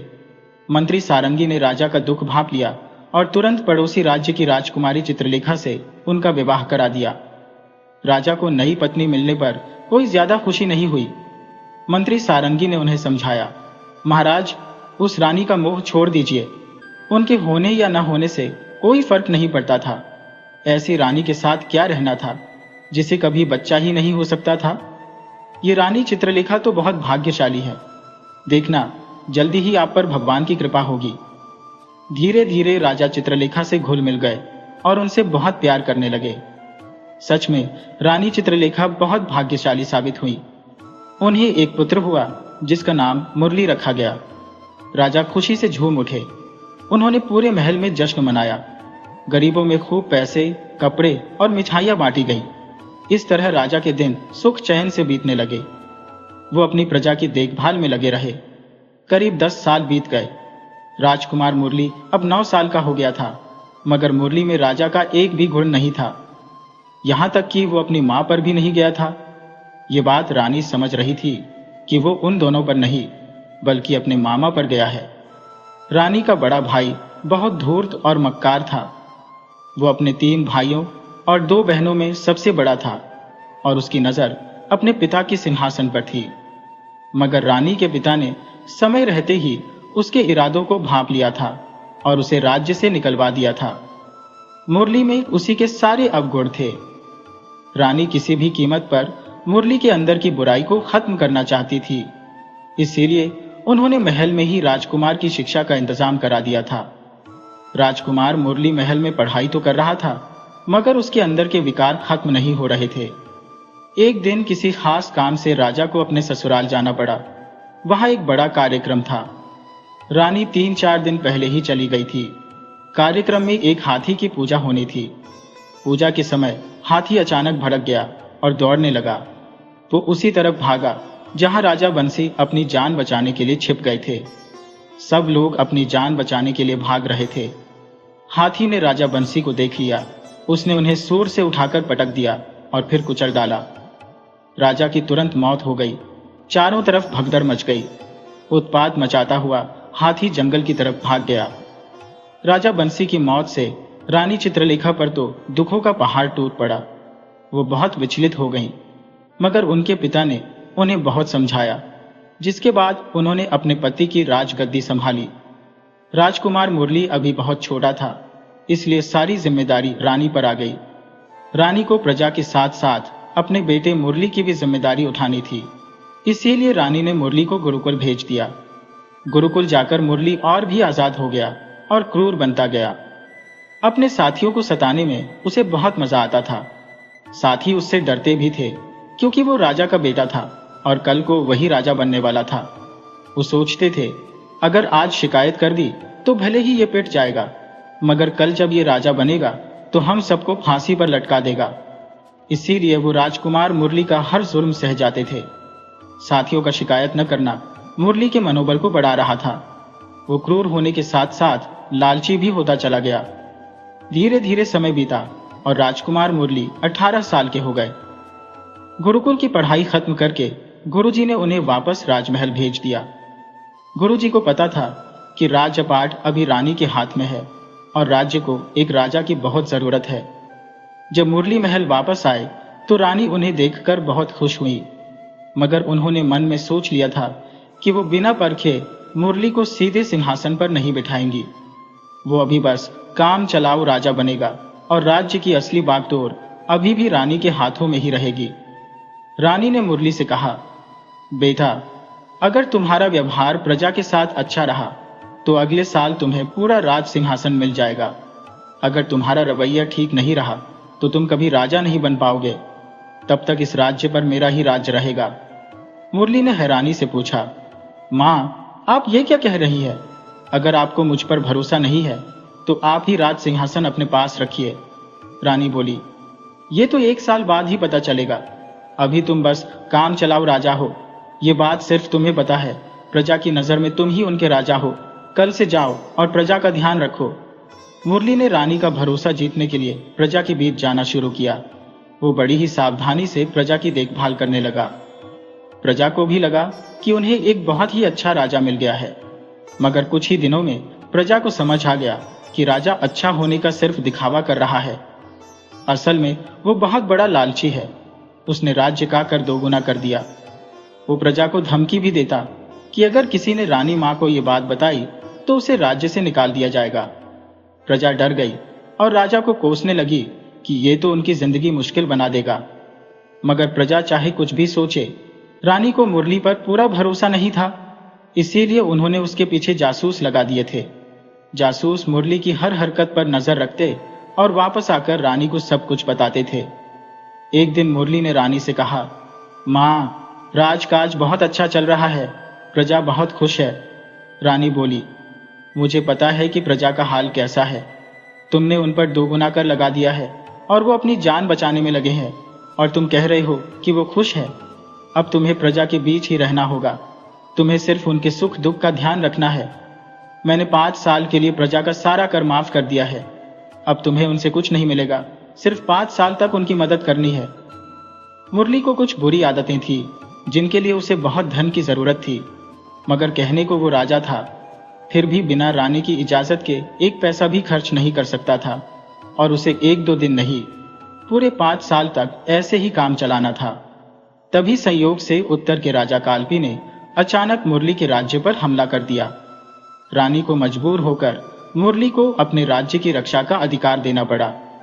मुरली ने सेनापति के साथ मिलकर एक भयंकर लड़ाई लड़ी और कालपी को हरा दिया। जीत के बाद मुरली ने सेनापति के साथ मिलकर एक योजना बनाई। आसपास के राजाओं को भी हराना पड़ेगा, नहीं तो ये बार बार हम पर हमला करने की योजना बनाते रहेंगे। मुरली अब बेवजह ही दूसरे राज्यों पर हमला करने लगा। उसके मन में जीत की ऐसी भूख पैदा हो गई थी कि वो अक्सर धोखे से पड़ोसी राजाओं पर हमला कर देता और उन्हें हराकर उनका सारा खजाना लूट लेता था। हालांकि मुरली के पास कोई बहुत बड़ी सेना नहीं थी और न ही वो कोई बहुत ताकतवर राजा था, मगर उसने धोखे से लड़ने की कला सीख ली थी और इसी के बल पर वो बड़े बड़े राजाओं को हरा देता था। उसकी इस आदत की वजह से कोई भी राजा मुरली से दोस्ती नहीं करता था। सभी राजा उससे डरने लगे थे। यहां तक कि कोई भी राजा अपनी बेटी की शादी मुरली से नहीं करना चाहता था। मगर उसे अभी शादी की परवाह नहीं थी। उसे तो सिर्फ धन की भूख थी। उसने दुनिया का सबसे अमीर राजा बनने का सपना देख लिया था। वो जितना भी धन लूट कर लाता, उसे राज दरबार के एक बड़े से कमरे में जमा करता जाता। वो रोज अपने खजाने में बैठकर हीरे जवाहरात को निहारता। वो सोने के सिक्कों और मोहरों को गिनते गिनते थक जाता, तब जाकर अपने कमरे में सोने जाता। उसे अब रानी की भी कोई चाहत नहीं थी। मनोरंजन के लिए रंगशाला में नाचने वाली लड़कियां मौजूद थी। रानी ने रंगशाला पर कोई रोक नहीं लगाई थी, मगर अब वो चाहती थी कि मुरली की शादी हो जाए। वो सोचती थी कि मुरली अपनी गलतियां तभी सुधार पाएगा जब उसकी रानी आएगी और उसे सही रास्ता दिखाएगी। जब मुरली अपना ज्यादातर समय नाचने वाली लड़कियों के साथ बिताने लगा तो उसकी इस आदत से परेशान होकर राजमाता ने उसे समझाया, बेटा, धन का लालच छोड़ो, रंगशाला में रात बिताना बंद करो, ये नशा छोड़ दो। अब किसी राजकुमारी से शादी कर लो, क्योंकि तुम्हारी उम्र निकलती जा रही है। तुम 20 साल के हो चुके हो। कोई राजा लंबे समय तक कुंवारा नहीं रह सकता। मजबूरी में 2-4 महीने या 1 साल तो चल सकता है, मगर हमेशा नहीं। इंसान की जवानी दिन की रोशनी जैसी होती है। जब तक उजाला है शादी कर लो, जीवन साथी का सुख भोग लो, बच्चे पैदा कर लो। इस चमक दमक का कोई भरोसा नहीं, ये कभी भी ढल सकती है। शाम हो जाने पर तुम कुछ नहीं कर पाओगे और रात हो जाने पर कोई किसी का सहारा नहीं होता। तुम्हारे बच्चे ही तुम्हारे काम आएंगे। बुढ़ापा रात की तरह होता है। बूढ़े हो जाने पर पत्नी और बच्चे ही सहारा बनते हैं। तुम्हारे ये मंत्री या सैनिक कोई काम नहीं आएंगे, बल्कि बुढ़ापे में तो तुम्हारा सबसे भरोसेमंद मंत्री या सेनापति ही तुम्हें गद्दी से हटा देगा और तुम्हें या तो राज्य से निकाल देगा, या फिर तुम्हें हमेशा के लिए जेल में डाल देगा, या फिर अपनी राह से हटाने के लिए तुम्हें फांसी पर चढ़ा देगा। यही एक कुंवारे या बिना बच्चों वाले राजा की सच्ची कहानी है। इसीलिए जल्दी से शादी कर लो। मेरा क्या है, आज मैं तुम्हारे सामने हूं तो तुम्हें सलाह दे रही हूं। कल नहीं रहूंगी तो तुम्हें कोई सलाह देने वाला भी नहीं मिलेगा। वैसे भी एक माँ को राजकाज का सुख नहीं चाहिए। माँ की बातें सुनकर मुरली को लगा कि कहीं सच में उसके मंत्री या सेनापति उसे हटा न दे। अगले दिन उसने अपने मंत्री सारंगी को आदेश दिया, मेरे लिए एक राजकुमारी ढूंढो। अब मुझे शादी करनी है। तुम मेरे पिता के सबसे भरोसेमंद मंत्री हो। तुम्हारे भरोसे ही ये राजकाज चल रहा है, इसीलिए अब तुम्हारी पसंद की ही रानी महल में आनी चाहिए। मंत्री बोला, ठीक है महाराज, हम जरूर कोई उपाय करते हैं। मंत्री सारंगी बहुत चतुर आदमी था। उसकी पहुंच दूर दूर के राजाओं तक थी। वो एक एक करके 10 राजाओं के पास गया, मगर कोई भी राजा मुरली के साथ अपनी बेटी की शादी नहीं करना चाहता था। सब जानते थे कि मुरली ने बहुत दुश्मनी मोल ले ली है। किसी दिन 4-5 राजा एक साथ मिलकर हमला कर दिए तो उसके राज्य का अंत हो जाएगा। मंत्री सारंगी पूरे 1 महीने तक भटकते रहे, मगर उन्हें कहीं भी कामयाबी नहीं मिली। जब वो राज दरबार लौटे तो उनका चेहरा उतरा हुआ था। राजा मुरली को भरोसा था कि मंत्री जी जरूर कोई अच्छी खबर लेकर आए होंगे, मगर रानी तो मंत्री का चेहरा देखकर ही समझ गई कि दाल में कुछ काला है। राजा मुरली ने उत्सुकता से पूछा, मंत्री जी क्या हुआ? आप मेरे लिए कोई खुशखबरी लाए या खाली हाथ लौट आए हैं? और आप इतने उदास क्यों हैं? मंत्री ने उदास होकर कहा, महाराज, कोई भी राजा अपनी बेटी की शादी आपसे नहीं करेगा। आपने जिन राजाओं को हराया था वो तो अपनी रानियों और राजकुमारियों के साथ पता नहीं कहां भाग गए या फिर मारे गए।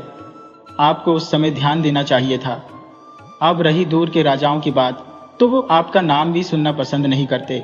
उनकी नजर में आप एक बहुत बड़े पापी हो। मंत्री ने आगे बताया, एक राजा भवली तो यहां तक कह दिया कि उसके राज्य में जब जानवरों के घाव में कीड़े पड़ जाते हैं तो लोग पीपल के पत्ते पर आपका नाम लिखकर उनके गले में बांध देते हैं और कीड़े तुरंत मर जाते हैं। ये सुनकर मुरली को गुस्सा आ गया। वो बोला, मंत्री जी, आपने उस राजा की जुबान क्यों नहीं काट ली? सारंगी ने समझाया, राजन, वो सभी राजा बहुत चालाक और ताकतवर हैं। उनका एक ही मकसद है, चाहे जैसे भी हो आपकी जान लेना। वैसे भी दुश्मन राजा की बेटी आपके लिए जहर जैसी होगी। आपको उनसे शादी नहीं करनी चाहिए। राजा मुरली ने गुस्से में कहा, मंत्री जी, आप ये क्या कह रहे हैं? अरे, कितने राजा दूसरे राजाओं की बेटियों को जीत कर ले आते हैं। अगर हमें राजकुमारी प्यार से नहीं मिल रही तो हम किसी राजा पर हमला करके उसे जीत लेंगे। मंत्री सारंगी बोले, राजन, आप उनसे लड़कर भी नहीं जीत सकते, क्योंकि कुल 10 राजाओं ने मिलकर एक बहुत बड़ी सेना बना ली है। अगर कोई भी राजा उनमें से किसी एक पर आंख उठाएगा तो सब मिलकर उस पर हमला कर देंगे, और उस हालात में आप क्या, दुनिया का कोई भी राजा उन्हें हरा नहीं सकता। राजा मुरली ने कहा, क्या बात करते हो मंत्री जी? क्या आप जैसे भरोसेमंद मंत्री के होते हुए मैं कुंवारा रह जाऊंगा? तब सारंगी ने कहा, राजन, इस परिस्थिति में बस एक ही रास्ता बचा है। आप अपनी प्रजा में से ही किसी लड़की से शादी कर लीजिए। राजा ने हैरानी से कहा, मंत्री जी, आप बूढ़े हो गए हैं, इसीलिए पागलों जैसी बात कर रहे हैं। इस राज पर 12 पीढ़ियों से राज चल रहा है। हमारे किसी भी पूर्वज ने किसी आम लड़की से शादी नहीं की। हमेशा राजकुमारियां ही रानी बनी है। मंत्री सारंगी ने समझाया, महाराज, राजकुमारियां भी तो लड़कियां ही होती हैं। एक आम लड़की और एक राजकुमारी में सिर्फ कपड़ों और गहनों का ही फर्क होता है। अगर किसी आम लड़की को सुंदर कपड़े और गहने पहना दिए जाए तो वो भी राजकुमारी ही लगेगी।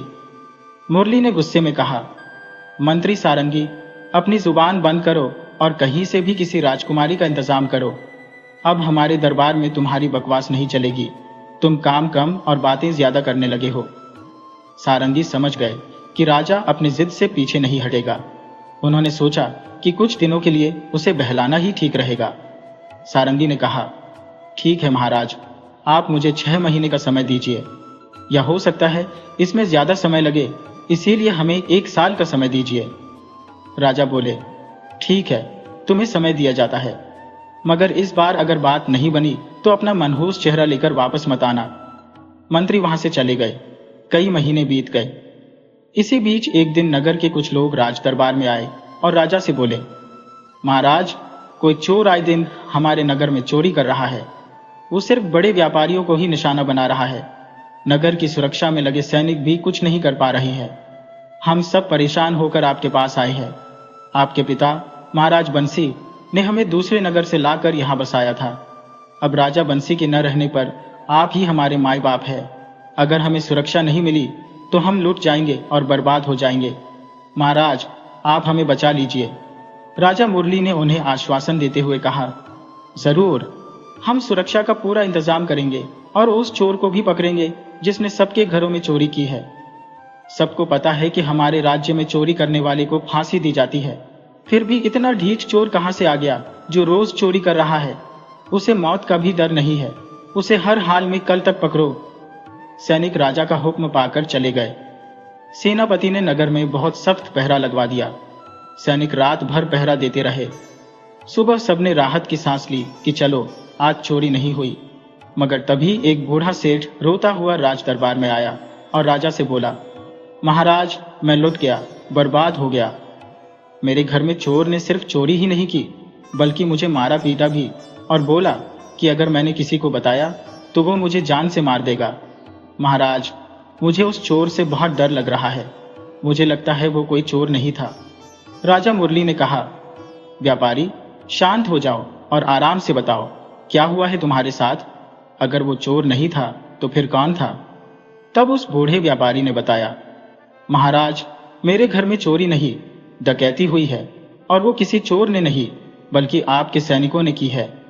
चोर कोई और नहीं, आपके सैनिक ही है। यह सुनकर राजा हैरान रह गए। सैनिक और चोरी? मैं ये बिल्कुल बर्दाश्त नहीं कर सकता। रक्षक ही भक्षक कैसे हो सकते हैं? राजा ने सेनापति को आदेश दिया, पता लगाओ कि किस सैनिक की ड्यूटी इस व्यापारी के घर के पास लगी थी। उसे पकड़कर जेल में डाल दो। सेनापति ने पता लगाकर 5 सैनिकों को पकड़वा दिया। पांचों सैनिक सफाई देते रहे कि महाराज, हमने चोरी नहीं की है, हम चोरी क्यों करेंगे? मगर राजा उन सैनिकों पर बहुत गुस्सा थे। राजा मुरली ने उनकी एक न सुनी और उन्हें जेल में डलवा दिया। अगले दिन राज दरबार सजा। राजा सिंहासन पर आकर बैठ गए। तभी 2 बड़े सेठ रोते हुए वहां पहुंचे और राजा से गुहार लगाने लगे, महाराज, हम लूट गए, बर्बाद हो गए। आज तो आपके सेनापति ने ही हमें लूटा है, बहुत मारा पीटा और गालियां दी हैं। ये सुनकर राजा का माथा ठनका। उन्हें शक हुआ कि कहीं ये सेनापति की कोई साजिश तो नहीं है। उन्होंने तुरंत सेनापति को भी जेल में डलवा दिया और खुद सेना की कमान संभाली। उस रात वो खुद पहरेदारी का जायजा लेने और चोर का पता लगाने निकले। पूरी रात वो सख्ती से पहरा देते रहे। सुबह उन्हें यकीन हो गया कि आज किसी के घर चोरी नहीं हुई है। मगर जब वो महल पहुंचे तो 3 व्यापारी राजमाता से शिकायत कर रहे थे, राजमाता, हम अब आपके नगर में नहीं रह सकते। हम उस नगर में नहीं रहेंगे जहां का राजा खुद ही अपनी प्रजा को लूटता हो। आज राजा ने हमारे घरों में चोरी की है। आपके पति ने हमें बड़ी उम्मीद से यहाँ बसाया था, मगर लगता है अब राजा को हमारी जरूरत नहीं है। राजा में धन का लालच इतना बढ़ गया है कि वो अपनी ही प्रजा को लूटने लगा है। राजमाता को भी लगने लगा कि जरूर ये राजा का ही काम है। उन्हें लगा कि दूसरों को लूटते लूटते अब राजा अपनी प्रजा को भी लूटने लगा है। उन्होंने व्यापारियों को समझाया, सेठ, तुम लोगों को कहीं जाने की जरूरत नहीं है। राजा ने तुम लोगों का जितना धन लूटा है उतना तुम्हें राजकोष से मिल जाएगा, कल आकर ले जाना। व्यापारी रानी की बात सुनकर लौट गए। तब राजमाता ने राजा को बहुत डांटा, तुम अपनी हद पार कर रहे हो। क्या कोई राजा अपनी प्रजा को लूटता है? राजा अपनी मां को सफाई देते रहे, मगर रानी ने उनकी एक न सुनी और बोली, तुम राज सिंहासन पर बैठने के लायक नहीं हो। मुझे अब प्रजा में से ही कोई काबिल राजा ढूंढना पड़ेगा। राजा ने मां की कसम खाकर कहा, मां, ये मेरा काम नहीं है। रानी बोली, बदनामी तुम्हारे सिर पर आ चुकी है। अगर तुम बेकसूर हो तो तुम्हें ये मेरे सामने साबित करना होगा। मैं तुम्हें 1 हफ्ते का समय देती हूँ। अगर तुम खुद को बेगुनाह साबित नहीं कर पाए तो मैं तुम्हें भी जेल में डाल दूंगी। तुम मेरे लिए कोई खास नहीं हो। हर चोर की असली जगह जेल ही होती है। राजा बहुत बड़ी मुश्किल में फंस गया। अब उसे समझ आ रहा था कि न तो जेल में बंद सैनिक चोर है और न ही उसका सेनापति। चोर कोई और है और वो बहुत शातिर है। वो बार बार भेष बदलकर चोरी कर रहा है, कभी सैनिक बनकर तो कभी सेनापति बनकर, और अब राजा बनकर भी उसने सेठों को लूट लिया है। अब ये इल्जाम मेरे सिर आ गया है तो मुझे ही चोर को ढूंढना होगा। राजा मुरली ने भी उस रात अपना भेष बदला और चोर का पता लगाने के लिए नगर के बाहर के रास्ते पर छिप गए। उन्हें शक था कि चोर कोई नगर का आदमी नहीं हो सकता, वो जरूर बाहर से आता है, खासकर पूरब के जंगल की तरफ से। राजा मुरली पूरब के रास्ते पर छिपकर बैठ गए। बैठे बैठे आधी रात हो गई। राजा ने देखा कि एक नौजवान राजकुमार का रूप धारण करके नगर की तरफ आ रहा है। राजा उसके पीछे लग गए। वो छिपते छिपाते आगे बढ़ रहा था और राजा उसका पीछा कर रहे थे। राजा समझ गए कि आधी रात को कोई भी राजकुमार राज दरबार में नहीं आएगा, यही साला चोर है। मगर वो बहुत चालाक था। उसने देख लिया कि कोई उसका पीछा कर रहा है। वो वहीं रुक गया और राजा के पास आते ही उन्हें धमकाते हुए बोला, तो तुम ही हो वो चोर जो नगर में चोरी करते हो? राजा ने कहा, अरे चुप रहो, सैनिक आसपास ही पहरा दे रहे हैं। तुम भी चोर और हम भी चोर, हम दोनों तो चोर चोर मौसेरे भाई हैं। तब वो राजकुमार बोला, तुम मुझे चोर कैसे कह सकते हो? राजा मुरली कोई बेवकूफ नहीं थे। उन्होंने एक लंबी कहानी गढ़ी। वो बोले, मैं तुम्हें 1 हफ्ते से चोरी करते और वापस जाते हुए देख रहा हूं। मैं तुम्हारी बहादुरी का कायल हूं। मैंने सोचा कि आज तुम्हारे साथ मिलकर चोरी करूं। आज तक तो छोटी मोटी चोरी करता रहा हूं, मगर तुम इजाजत दो तो साथ चलूं और मैं भी बड़ी चोरी करूं। राजकुमार बने चोर ने सोचा, जब ये 1 हफ्ते से हमारी हर हरकत देख रहा है तो इससे कुछ छुपा नहीं है। अगर इसे साथ ले जाने से मना किया तो ये हमारे लिए ही खतरा बन सकता है। ये कभी भी हमें पकड़वा सकता है। तब भेष बदले हुए राजा से वो बोला, भाई जब तुम सब जान ही गए हो तो ठीक है, मेरे साथ ही चलो, मगर जो मैं कहूंगा वही करना। अलग से कोई चालाकी मत दिखाना, वरना तुम तो फंसोगे ही, मुझे भी मुसीबत में डाल दोगे। दोनों बचते बचाते नगर में घुस गए। वो राजकुमार एक सेठ के घर में पिछले दरवाजे से घुस गया। राजा भी उसके साथ थे। राजकुमार बना चोर तलवार की नोक पर पहले सेठ को जगाया। सेठ से ही तिजोरी खुलवाई, सेठ से ही गहने और सिक्के थैले में भरवाए और वो थैला राजा के सिर पर रख दिया और चलने को कहा। राजा थैला लेकर सेठ के घर से बाहर निकल गए। राजकुमार ने सेठ को चुपचाप सोने को कहा और धमकी दी कि अगर सेठ ने शोर मचाया तो वो उसकी आंखों के सामने उसके बच्चों को मार देगा, फिर पत्नी मारी जाएगी और उसके बाद वो खुद मारा जाएगा। सेठ डर के मारे आंख बंद कर सो गया। तब राजकुमार राजा के पीछे पीछे चलने लगा और तलवार की नोक पर उन्हें अपने साथ ले जाने लगा। राजा बोले, देखो तुम बहुत बड़ी बेवकूफी कर रहे हो, तलवार को म्यान में रख लो। तुम्हें पता है राजा के सैनिक चप्पे चप्पे पर पहरा दे रहे हैं। किसी की नजर पड़ गई तो हम बेवजह मारे जाएंगे। मैं पहली बार इतनी बड़ी चोरी करने निकला हूं। अगर मुझे पता होता कि तुम इतने बड़े बेवकूफ हो तो मैं तुम्हारे साथ आता ही नहीं। राजकुमार ने तुरंत अपनी तलवार म्यान में रख ली और बोला, अरे तुम आज से मेरे दोस्त हो, मैं तुम्हारी कोई बात जरूर मानूंगा। राजा को तो बस इसी मौके की तलाश थी। उन्होंने अपनी तलवार निकाली और राजकुमार की गर्दन पर रख दी। राजकुमार बोला, ये क्या दोस्त, ये तो धोखा है। राजा ने मुंह से सीटी बजाई। उनकी सीटी सुनते ही कई सैनिकों ने राजकुमार को घेर लिया और उसे बंदी बना लिया। तब राजा ने राजकुमार को बताया, मैं इस राज्य का राजा मुरली हूं। तुम कई महीनों से हमारी प्रजा को लूट रहे थे। तुम्हारी वजह से मैं बड़ी मुश्किल में फंस गया था। मेरे हाथ से राजकाज चला गया था।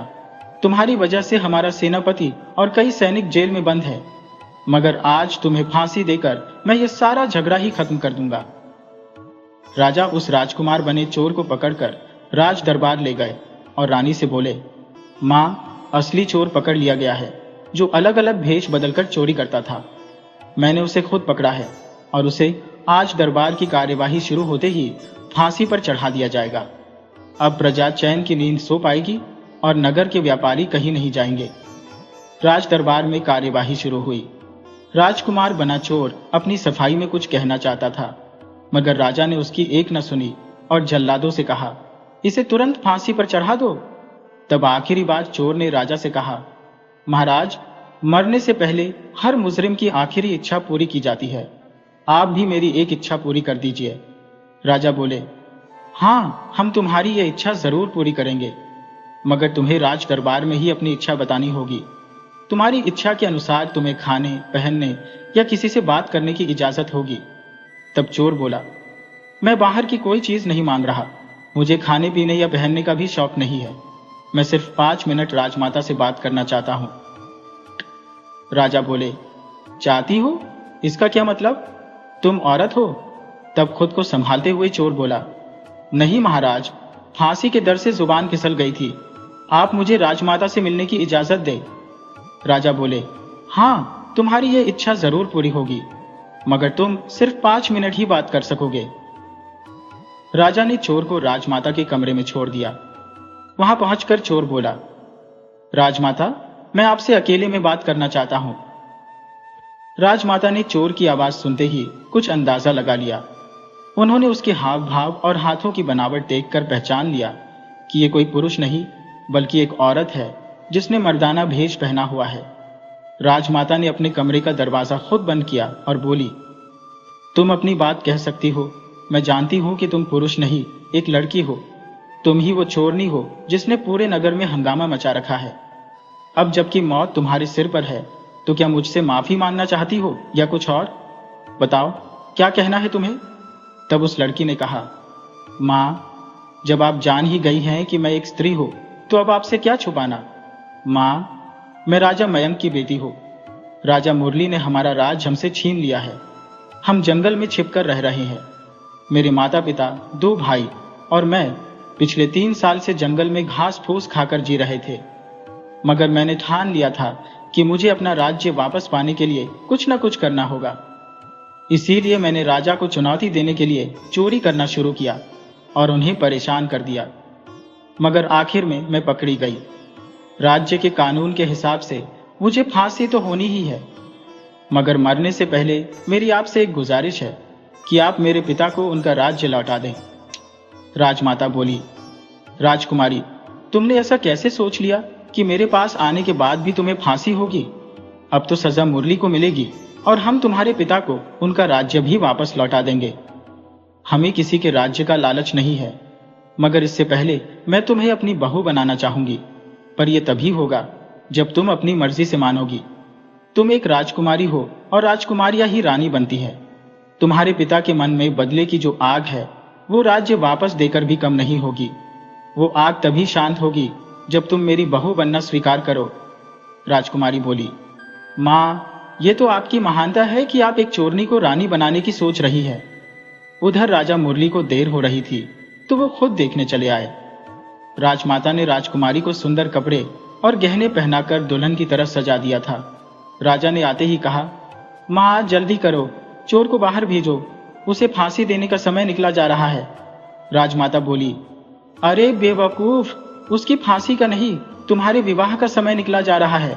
ये कोई चोर नहीं बल्कि एक राजकुमारी है और इसे मैंने अपनी बहू मान लिया है।